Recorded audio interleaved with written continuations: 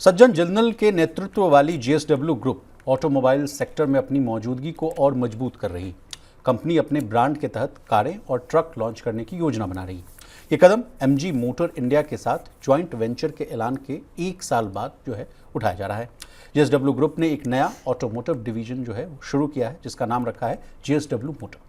गौर करने वाली बात यह है प्रवीण सर कि ये JSW MG motor India joint venture से अलग होगा। बिल्कुल। अब सर नया डिवीजन वो इलेक्ट्रिक, हाइब्रिड और नेक्स्ट जनरेशन की गाड़ियों पर फोकस करेगा। इसके लिए कहा जा रहा है सर कि अगले 5 सालों में $3 बिलियन, अगर मान लीजिए इसको कन्वर्ट किया जाए प्रवीण सर, तो ये 25,000 करोड़ रुपए के आसपास का इन्वेस्टमेंट का मामला आता है।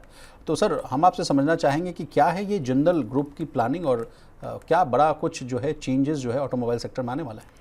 नहीं, देखिए ऑटोमोबाइल सेक्टर में अब एक गला काट प्रतिस्पर्धा का दौर मुझे लगता शुरू होने वाला है। जेएसडब्ल्यू तो सर रही भी नहीं थी इस लाइन में। बिल्कुल। और जैसा हमने टेलीकॉम सेक्टर में देखा अब से 10-12 साल पहले कि एक ज़बरदस्त की कट थ्रोट और लंबी चौड़ी कई सारी कंपनियां थीं, भारत का ऑटो सेक्टर अब उसी तरह की चीज़ों का गवाह बनता हुआ दिखाई दे रहा है। सबसे ज़्यादा बड़ी खतरे की घंटी मुझे लगता है कि जो टाटा है, महिंद्रा है, मारुति भी अब समझ लीजिए, क्योंकि ईवी में वो भी आ गए हैं, इनके लिए पैदा होने वाली है। क्योंकि जो जिंदल जो जेएसडब्ल्यू मोटर्स है, पैसे की कमी है नहीं। 26,000 करोड़ रुपए, लगभग 25-26,000 करोड़ रुपए का 5 साल में इन्वेस्टमेंट का प्लान है, लंबा चौड़ा जी। 5 साल में मतलब 2030 तक 25 मॉडल लेकर आने का प्लान है। मेजरली उनका एसयूवी जो पूरा जो गाड़ियाँ किस तरह की होंगी, उसमें ज़्यादातर एसयूवीज होंगी, एक आध सेडान गाड़ी होगी, इस पे उनका फोकस है। एक बड़ी चीज़ ये है कि हाल में ही एमजी के साथ डील हुई, एमजी के साथ वेंचर है और उसमें एमजी के साथ उनकी तमाम तरह की गाड़ियाँ, जिसमें ईवी भी हैं, जिसमें आईसी भी हैं। इसके बाद अलग से जेएसडब्ल्यू एक इंडिपेंडेंट कंपनी खड़ी कर रही है, जिसमें उनका ये भी कहना है कि हम किसी के साथ इसमें किसी को भी इसमें पार्टनर नहीं बनाएंगे, यानी कोई स्टेक सेल नहीं होगा, किसी तरह की दूसरी कंपनी की हिस्सेदारी नहीं होगी। इंडिपेंडेंट एक पूरी की पूरी स्टैंड अलोन ऑटो कंपनी खड़ी करके कारें बनाने का इरादा है। चीन से लेके, जर्मनी से लेके, फ्रांस से लेके, तरह तरह के जो इंजीनियरिंग के लिए अलग, डिज़ाइन के लिए अलग, कंपोनेंट और बाकी जो चीज़ें हैं ईवी के लिए, उस सब के लिए वो अलग अलग कंपनियों के साथ टाई अप करने का बड़ा प्लान है। तो इसका सीधा मतलब ये है कि अब आने वाले वक्त में, यानी जून 2026 के तक उनका पहला मॉडल जेएसडब्ल्यू मोटर्स का आने वाला है, लॉन्च कर देंगे वो जी। इसका मतलब ये है कि देश का जो ऑटो सेक्टर है उसमें अब एक कड़ी प्रतिस्पर्धा देखने को मिलेगी और कस्टमर्स को सीधे तौर पे एक अलग चॉइस भी दिखाई दे सकती है। लेकिन सर एक सवाल मेरे मन में ये आ रहा है कि ऑटो सेक्टर में ये कंपनी क्यों कूदना चाहती है? इसके पीछे के कारणों को भी हम आपसे समझना चाहेंगे। नहीं, देखिए अब उसमें सीधी बात ये है कि ये एक बड़ा मौका है, एस्पिरेशनल आबादी है। सरकार ने जो अब जीएसटी की छूट दे दी, इसने तो कंपनियों को और उत्साहित किया है। अब आप ऐसे समझो ना, पहले ही दिन नवरात्र के मारुति ने अकेले 30,000 गाड़ियां बेची, 17,000 गाड़ियां बेची हुंडई ने।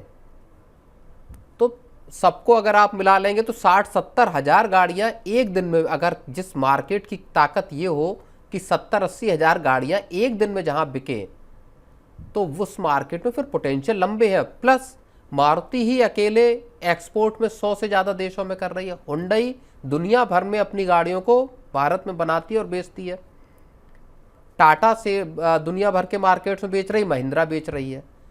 तो आपके पास सिर्फ और सिर्फ घरेलू मार्केट नहीं है, अब दुनिया भर के बाजार आपकी गाड़ियों के लिए खुले हुए हैं और कंपनियां इसका फ़ायदा उठाना चाहती हैं। और जेएसडब्ल्यू भी, देखिए पॉकेट में आपके कितना कैश है ये फैक्टर करता है। जेएसडब्ल्यू के पास पैसा है, सज्जन जिंदल और उनके, और जो पार्थ जिंदल है उनके बेटे, जाहिर तौर पर लंबे टर्म का विजन है और उनको लगता है कि ये एक सेक्टर ऐसा है ईवी का प्रॉमिसिंग है। आबादी तेजी से भारत की जो है उसकी पर कैपिटा इनकम बढ़ रही है, नई नौकरियां क्रिएट हो रही, तो वहाँ पे उनको मौका दिखाई देता है। अब सर गाड़ियों की बात हो रही है तो गाड़ियों की सेल पर भी जो है चर्चा कर लेते हैं। बहुत ताबड़तोड़ सेल देखने को मिल रहा है सर, और आगे भी अभी जो फेस्टिव सीजन वो ख़त्म नहीं हुआ है, आगे भी अब देखिए एक तो दशहरा का वो उसका अंत होने वाला है, वो है, और दूसरी बात दिवाली है, उसके बाद छठ और तमाम तरह की जो पर्व है वो भी है।